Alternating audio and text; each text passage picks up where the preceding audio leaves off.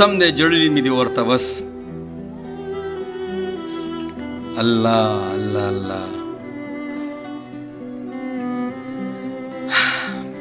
ساجب دنیا د الله جی عجیبه مخلوق پیدا کړي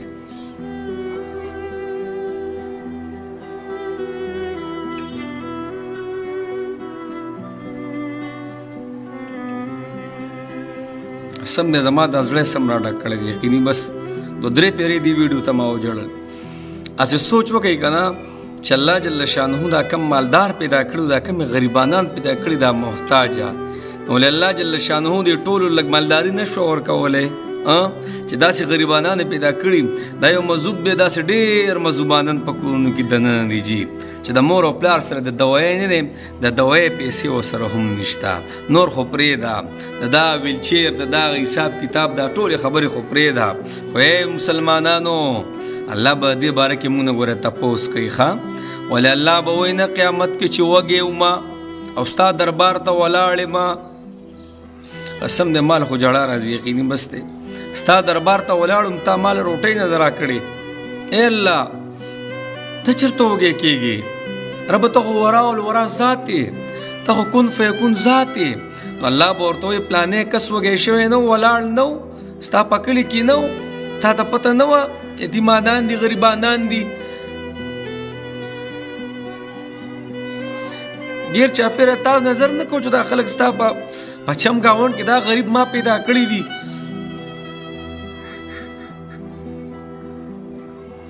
یقیني وختي چوک کې ور روان وم یوې بوډۍ وه او بیلې ایښې او په ګڼه کې او چغې والې زما سره وایي د بیل د داخلېدو پیسې نشته یو زمونږ حکومت دی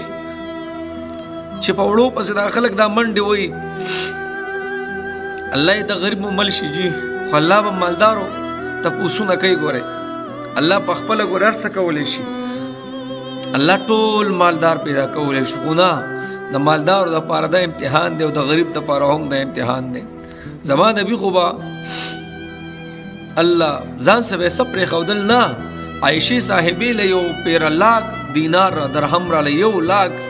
او چې مازدیګر کېدو ماښام کېدو هر څه تقسیم کړي روجې وجي روجه او خپل خادم ته وایي سره وړه که نه خپل خادم ورته وایي 1 روپۍ نشته تا خو 1 لاک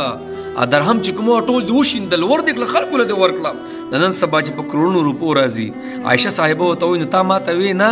چې یو درهم دوه مې د ځان له پاتې کړی وی الله الله الله الله الله زما نبي له یو پیره پیسې رالې او خوب وله نه ورتلو عایشه صاحبه وایي و دا پیسې په کور کې پرتې دي و دې د وجې نه ماله خوب نه راځي سمال راغلی وغیره نو جناب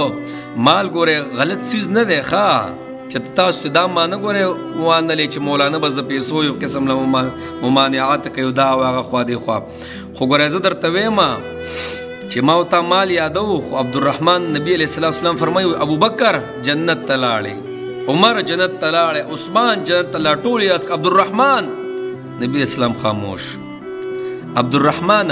و جنت ته لاړې خو منګولې دې ولګولې مطلب حساب کتاب د سره الله کو نو الله په قرآن کې الله ګوره فرمایي ښه نبي اسلام فرمایي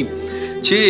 د څو ورځو به تپوس کي د مال به تپوس کیږي مال ښه دی جناب خو ګټل او خرچ کول دا ټولې خبرې به زما استان تپوس کیږي د دې غریبانانو به ما ورته حصه وکړه که نه نو دغه پیسې بیا زما استا څه دي په خپل ځان هم خرچ کړه او دا بل چې مې ورکړه که نه الله الله د دې ګوره بیا مثال نشته ګوره نو جناب داسې خبره نه کوم چې به تاسو وایې بس پیسې خو پیسې دی خو نه پیسه بهترین ښه شی دی یو قسم لا بهترین په هغه شی دی چې دم دې ولې زده کو مثال د مار دی ښه تکبر د کې پیدا نه کی نور په غریبو باندې خپې رایګدل د کې پیدا نه کی غټې غټې خبرې د کې پیدا نه کی چې دا نه که نه نو جناب مال بیا چې دم دې ولې زده کو بیا ښه دی چې مال د سره نو د دین کار هم پاله اسانه بیا ډېره ګرانه نن سبا دور کې او چې لږ اسباب باندې برابر نو په پوره دنیا کې ګرځېدی شي خدا نه چې ایمان هم پې مضبوط شي او دا نه چې بس پیسه او پیسه نه هېڅ نه کېږي ډېرې پیسې مونږ له الله راکړي خو لګوي نه ګوره دې باره کې به ما ورته نن تپوس کېږي ښه او څومره چې مال څومره چې ما ورته په شمېره باندې د الله په خلکو باندې په شمېره باندې